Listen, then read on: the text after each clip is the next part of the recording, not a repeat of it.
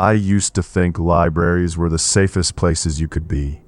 Quiet, controlled, predictable. But one night while working a closing shift, I realized something was still inside with me long after everyone else had left.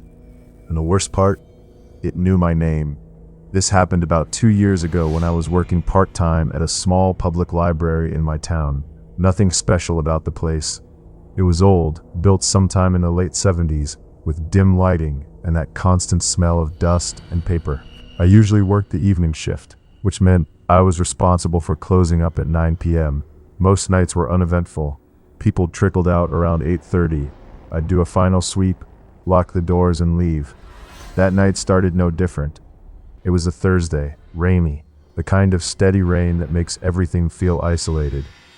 By 8:45, there were only 2 people left. An older man reading newspapers near the entrance, and a girl sitting at one of the back tables. She looked like a college student. Hoodie, headphones, laptop open. Nothing unusual. At around 8:55, I made my usual announcement. Library's closing in 5 minutes.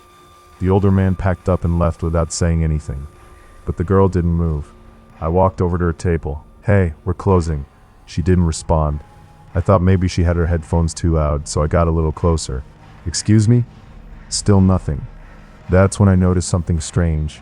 Her laptop screen was completely black, and she wasn't typing. She wasn't even moving.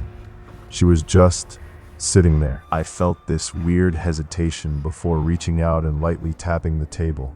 She slowly lifted her head.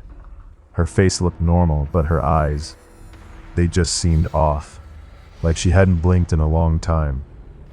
"Oh," she said quietly. "Sorry, I lost track of time." Her voice sounded flat, like she wasn't fully there. She packed up quickly and walked out without looking back. I remember watching her leave through the glass doors.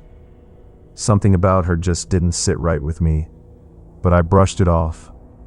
People act weird sometimes, especially during final season. By 9:05, I had locked the front doors. Standard procedure.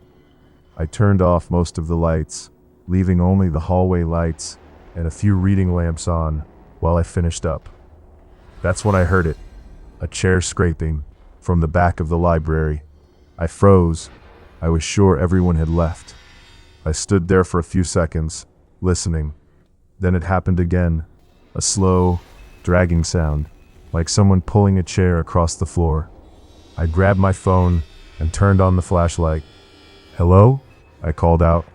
No response. I started walking toward the back, my footsteps echoing way louder than usual. Every aisle felt darker than before.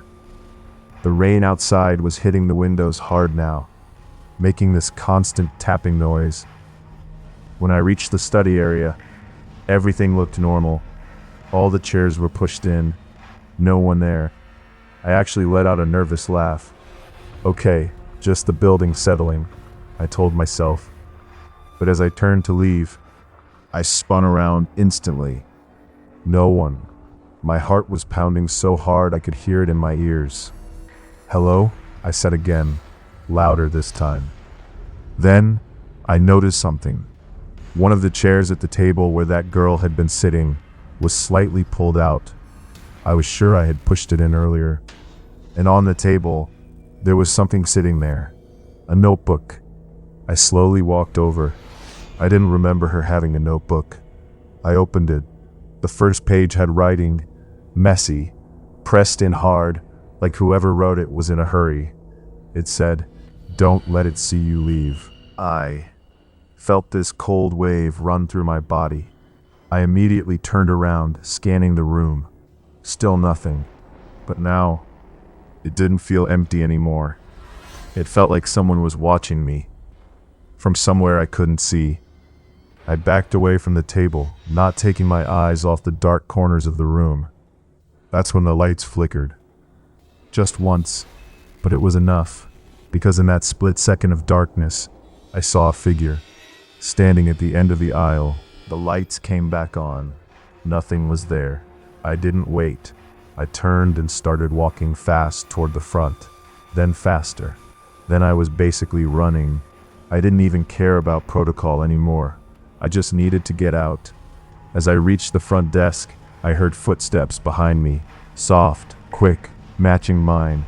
I didn't turn around. I grabbed my keys, unlocked the front door, and rushed outside into the rain.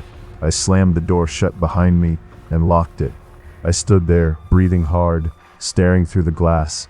The library looked empty, silent. I thought it was over, until I looked down at my hand. I was still holding the notebook. I don't remember picking it up. My stomach dropped. Slowly, I opened it again. The message on the first page was gone, replaced by something new, something that definitely wasn't there before. Written in the same messy handwriting. You looked back.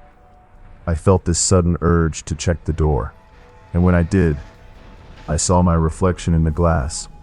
But just behind me, inside the library, there was someone standing at the door, watching me, smiling, and when I turned around, there was no one there.